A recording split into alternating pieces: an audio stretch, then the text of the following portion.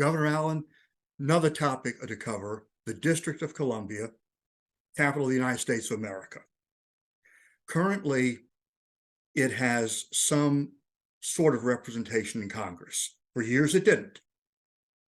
Back in 1961, the 23rd Amendment awarded 3 electoral votes and 1 non-voting delegate, not a representative, but a non-voting delegate is the title, to sit in the House of Representatives. So that is the current status of where things stand with the District of Columbia in relation to the United States Congress. Going forward from here, there are probably several different theories of what should or shouldn't be done. Could you summarize that a little bit for us? Sure. Well, the District of Columbia, as you know, and your viewers know, was created to be the capital of the United States. It was kind of a compromise in the middle. In those days, it was an eastern country, eastern U.S., and it's kind of in the middle. It's actually somewhat more on the southern side, but still in the middle of the eastern seaboard. And the states, though, realized that they ought to have some representation in voting for president. And 3/4 of the states passed that 23rd Amendment, awarding 3 electoral votes to the District of Columbia and the residents of the District of Columbia, and the representative or delegate who doesn't vote, but still has influence in the House of Representatives, but no representation in the United States Senate. There's probably 3 different views. I'll go with my favorite view, which I'll say that third and last.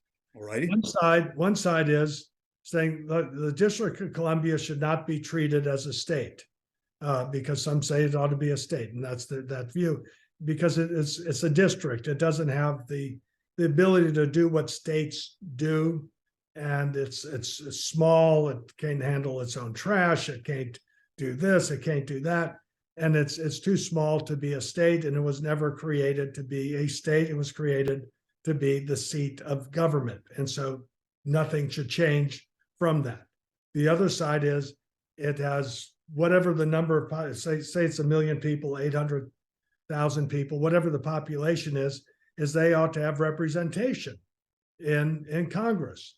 And that's very logical that, and they have their license plate, taxation without representation on some District of Columbia license plates.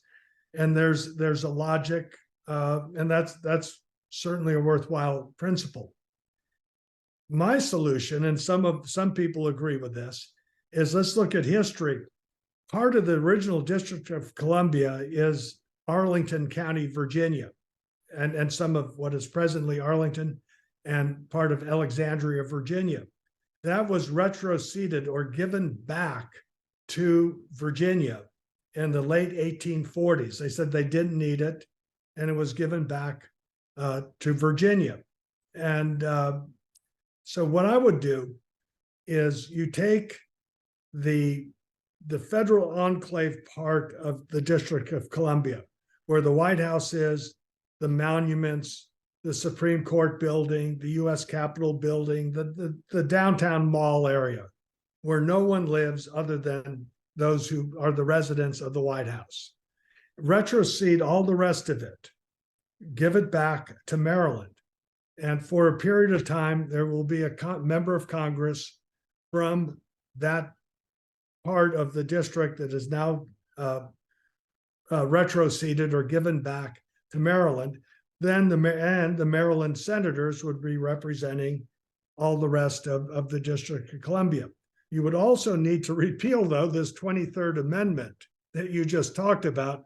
Otherwise, the White House being in that district, you'd have the president and his or her family casting 3 electoral votes, and that's way too much power for one family to get 3 electoral votes. So you'd want to repeal that, but that would be a way of saying that the people of the District of Columbia would have voting representation in the House of Representatives and have representation from the U.S. senators. So to me, that's the best solution to it, and it's also one that has precedent in that 10 square miles. It was 10 by 10 by 10. That was the original district.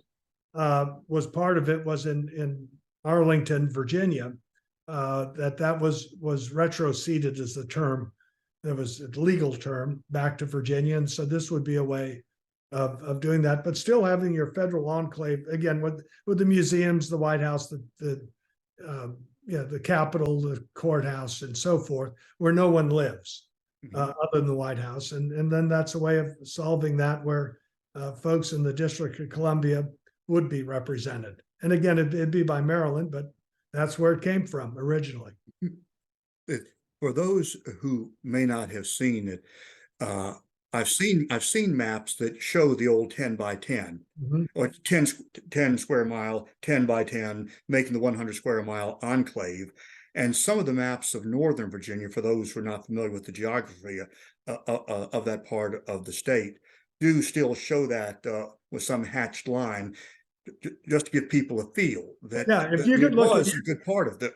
It was retro-seeded. Is that the term? Right. Retro-seeded back. Yes. But Maryland returned, if you want to use that. Returned. We can simplify it there on that with it and doing it. Is that a matter that involves constitutional action, or is that a matter between the district and Maryland too? Oh, I think you need a constitutional amendment to do something like this, because part of it would be repealing that 23rd Amendment. And unless you completely did away, I don't think you should do away completely with the district, because the founders wanted to have a place that is a seat of government.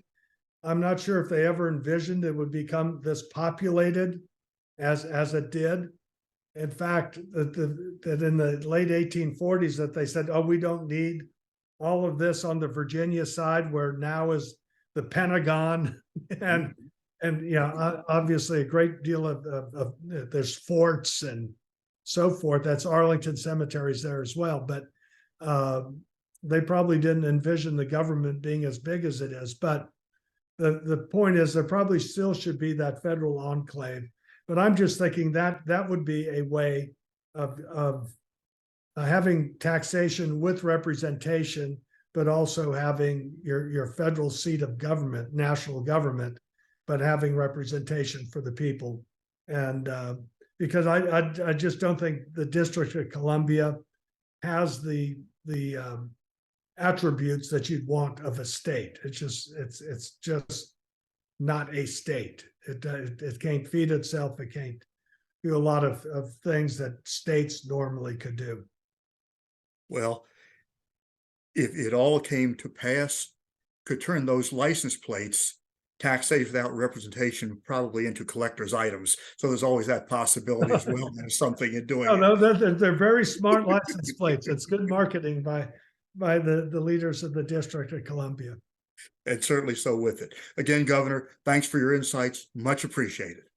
Pleasure.